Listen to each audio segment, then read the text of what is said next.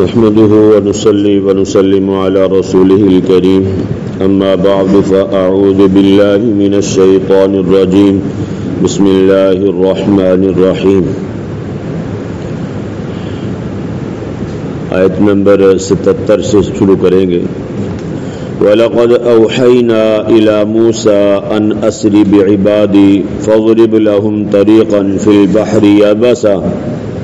الْبَحْرِ يَبَسًا لَا تَخَافُ دَرَكًا وَلَا تَخْشَىٰ فَأَتْبَعَهُمْ فِرْعَوْنُ بِجُنُودِهِ فَغَشِيَهُمْ مِنَ الْيَمِّ مَا غَشِيَهُمْ وَأَضَلَّ فِرْعَوْنُ قَوْمَهُ وَمَا هَدَىٰ. يا بني إسرائيل قد أنجيناكم من عدوكم وواعدناكم جانب الطور الأيمن ونزلنا عليكم المن والسلوى. صدق الله العظيم وبلغنا رسوله النبي الكريم ونحن على ذلك لمن الشاهدين والشاكرين والحمد لله رب العالمين.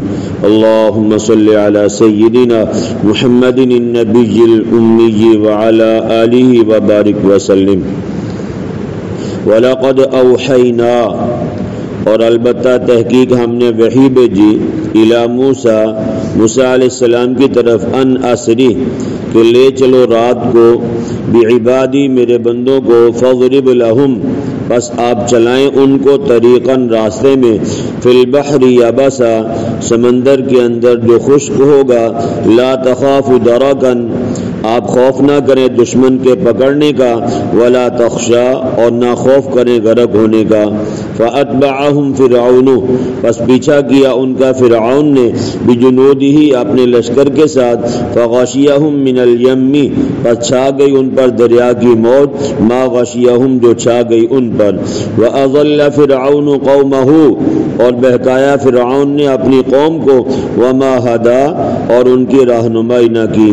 یا بنی اسرائیل اے بنی اسرائیل قد انجیناکم تحقیق ہم نے تمہیں نجات دی من عدوکم تمہارے دشمن سے وواعدناکم اور ہم نے وعدہ کیا تمہارے ساتھ جانب الطور الایمن طور کے دائیں طرف ونزلنا اور اتارا ہم نے علیکم المن والسلوى تم پر من کو اور سلوہ کو. عزیزان گرامی 16واں سپارہ سورہ طٰہٰ آیت نمبر 76 سے لے کے 80 تک یہ چند آیات کا ترجمہ آپ حضرات کے سامنے کیا ہے.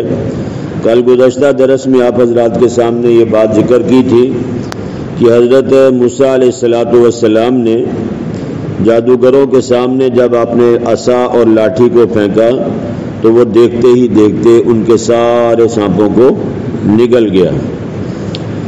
اور جب جادوگروں نے دیکھا کہ یہ تو معاملہ کچھ اور ہے یہ جادو نہیں ہے تو سارے کے سارے سجدے میں گر گئے اور کلمہ پڑھ کے دائرہ اسلام میں داخل ہو گئے. اب فرعون نے دھمکیاں لگائی میں تمہیں سولی پہ لٹکا دوں گا تمہارے ہاتھ پاؤں مخالف سمت سے کاٹ دوں گا تاکہ تم کسی کام کے قابل نہ رہو. انہوں نے کہا تم جو کرنا چاہتے ہو کر لو لیکن ہم موسیٰ علیہ السلام کا دامن چھوڑنے والے نہیں ہیں.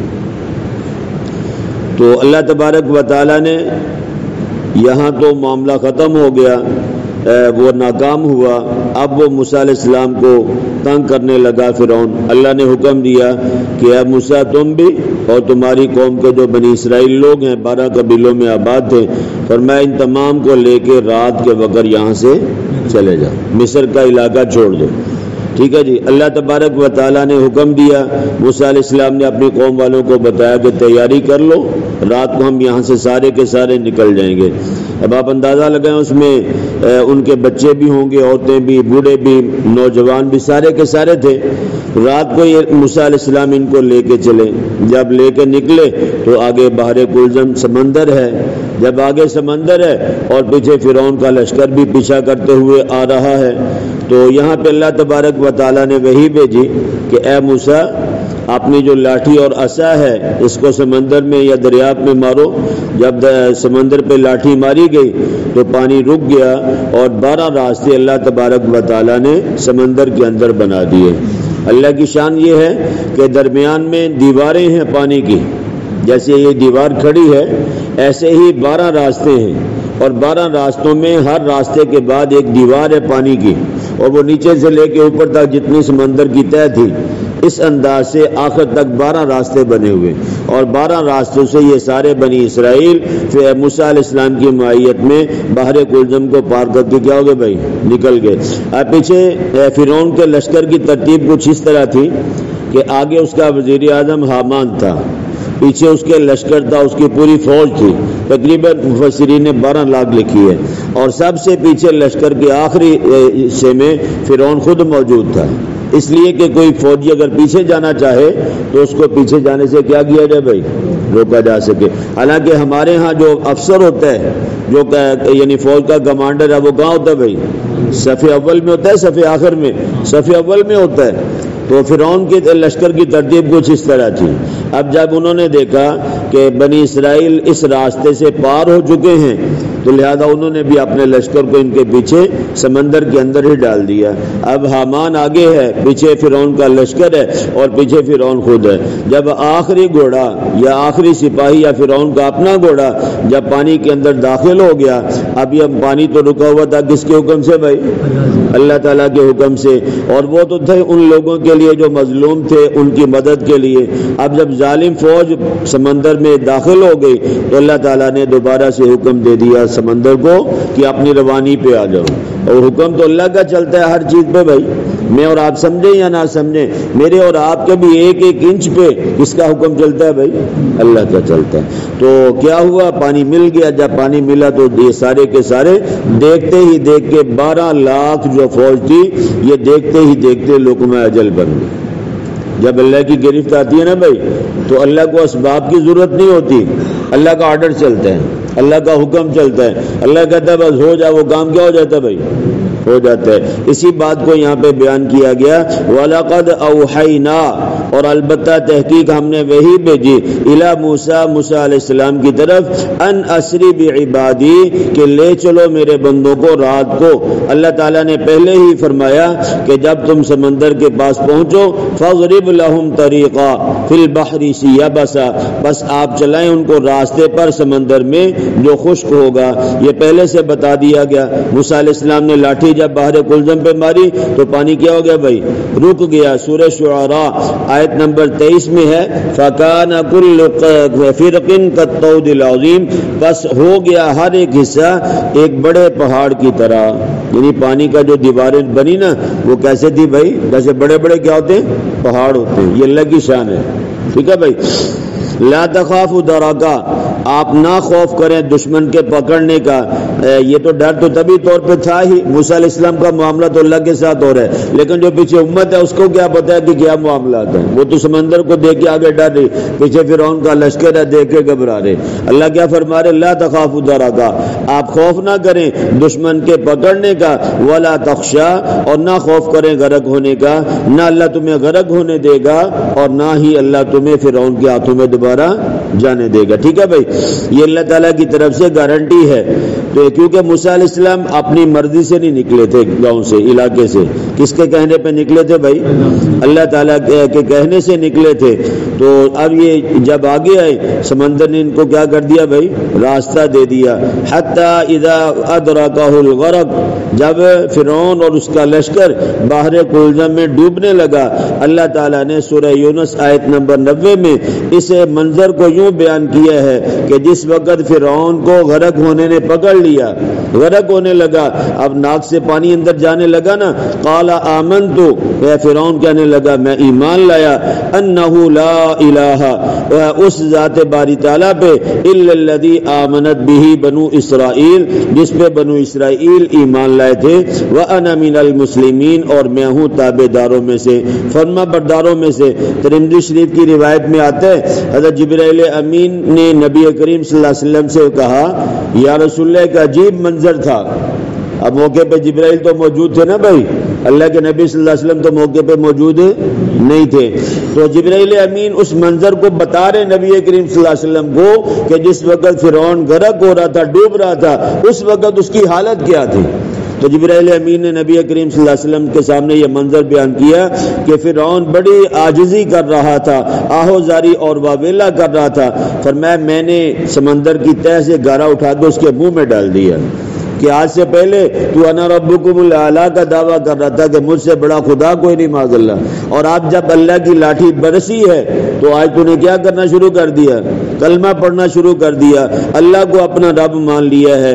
تو آیت نمبر 92 میں ہے کہ فَالْيَوْمَ نُنَجِّيكَ بِبَدَنِكَ لِتَكُونَ لِمَنْ خَلْفَكَ آیَةً۔ جبرائیل امین نے کہا یا رسول اللہ میں نے اس کے منہ میں گارا اس لیے ڈالا تھا کہ وہ آہوزاری کر رہا تھا، اللہ کو پکار رہا تھا، کہیں ایسے نہ ہو کہ اللہ کو اس کی اس حالت پہ ترس آ جائے اور اللہ اس کو بچا دے۔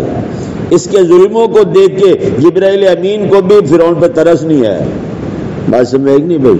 اس قدر اس بدبخت نے، جیسے میں نے پہلے عرض کیا کہ 70,000 یا 12,000 معصوم بچوں کو گاجر مولی کی طرح ماؤں کے سامنے کٹوایا اس بدبخت نے، اور بڑے لوگوں کو پتہ نہیں کتنے لوگوں کو قتل کروایا۔ تو فرمایا فَأَتْبَعَهُمْ فِرْعَوْنُ بِجُنُودِهِ، بس ان کا پیچھا کیا فرعون نے اور اس کے اپنے لشکر کے ساتھ، فَغَشِيَهُمْ مِنَ الْيَمِّ، بس چھا گئی ان فرعونیوں پر، من الیم یعنی بحر کلزم کی موج، ما غاشیہم جو چھا گئی ان پر۔ اللہ تعالیٰ نے سمندر کو حکم دیا، وہ چل پڑا اور سارے کے سارے کیا ہو گئے بھائی؟ غرق ہو گئے۔ وَأَضَلَّ فِرْعَوْنُ قَوْمَهُ وَمَا هَدَىٰ۔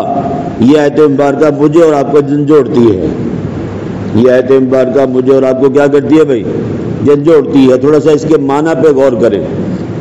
وَأَضَلَّ فِرْعَوْنُ، بہکایا فرعون نے، قومہ اپنی قوم کو، وَمَا هَدَىٰ اور ان کی رہنمائی نہیں کی۔ فرعون خود تو غرق ہوا نا بھائی، خود تو تباہ ہوا، خود تو دائرے لائن سے اترا ہوا تھا، لیکن فرعون نے اپنے ساتھ اپنی فوج اور اپنی قوم کو بھی کیا کر دیا بھائی؟ تباہ کر دیا، برباد کر دیا، ان کو بھی ایمان قبول کرنے نہیں دیا۔ وما اہدیکم الا سبیل الرشاد، سورہ مومن آیت نمبر 29 میں ہے کہ میں نہیں رہنمائی کرتا تمہاری مگر بھلائی کے راستے کی، میں تمہیں سیدھے راستے پر ڈالتا ہوں، موسیٰ علیہ السلام کی اطاعت نہ کرنا۔ یہ فرعون اپنے ماننے والوں کو یہ کہا کرتا تھا کہ اگر تم موسیٰ علیہ السلام کی بات کو مانو گے تو تم کیا ہو جائے گے؟ گمراہ ہو جاؤ گے، لہذا میں تمہیں گمراہی سے کیا کرنا چاہتا ہوں؟ بچانا چاہتا ہوں۔ اب یہاں اللہ تبارک و تعالیٰ نے اس بات کو بیان فرمایا کہ فرعون نے اپنی قوم کو کیا کیا بھائی؟ ہلاکت کے دانے پہ لا کے کھڑا کر دیا، نہ خود ہدایت کو قبول کیا اور نہ قوم کو ہدایت کے قبول کرنے دی۔ بے عینی میری اور آپ کی حالت بھی یہی ہے۔ میں اور آپ جو گھر کے ذمہ دار ہیں نا بھائی، جو اپنی فیکٹری، اپنی دکان، کاروبار میں میرے اور آپ کے ماتحت لوگ کام کرتے ہیں، ان کو ہدایت پہ لانا یہ میری اور آپ کی ذمہ داری ہے، میرے اور آپ کے فریضے میں داخل ہے، اور کل قیامت کے دن جا کے مجھے اور آپ کو اس بات کا جواب دینا ہے کہ میرا اور آپ کا ملازم یا میرا اور آپ کا بچہ جب ہماری بات کی مخالفت کرتا تھا، ہماری بات کی تابعداری نہیں کرتا تھا، تم کیا کرتے تھے؟ اس کو ڈانٹتے بھی تھے، مارتے بھی تھے، سختی بھی کرتے تھے، لیکن جب وہ میرے حکم کو توڑ رہا تھا تو نے کیا کیا؟ تیرے ماتحت جو بندے میں نے دیے تھے، آج تجھے مالک کی سیٹ پہ بٹھایا ہے، میرے اللہ نے بٹھایا ہے۔ اگر اللہ چاہتا یا اللہ تیری تقدیر میں یوں لکھ دیتا، تیرا ملازم تیری سیٹ پہ مالک بن کے بیٹھتا اور تو اس کے ماتحت کام کرتا، اللہ اس بات پہ قادر ہے نا بھائی؟ لیکن اللہ نے مجھے اور آپ کو عزت کی سیٹ پہ بٹھایا ہے، تو اللہ یہ پوچھے گا کل مجھے اور آپ کو اس بات کا جواب دینا ہے کہ اپنی اولاد اور اپنے ماتحتوں کو تو نے سیدھے راستے پہ کیوں نہیں ڈالا؟ اس کا جواب ہے میرے اور آپ کے پاس بھائی۔ جی میں نے تو نماز پڑھ لی، آپ نے بھی پڑھ لی، لیکن ہمارے بچوں نے نماز کیوں نہیں پڑھی؟ وہ سیدھے راستے پہ کیوں نہیں چلے؟ میرے اور آپ کے ماتحت ملازمین ہیں، وہ کاروبار کے دوران نماز کیوں نہیں پڑھتے؟ تم پڑھتے ہو، وہ کیوں نہیں پڑھتے؟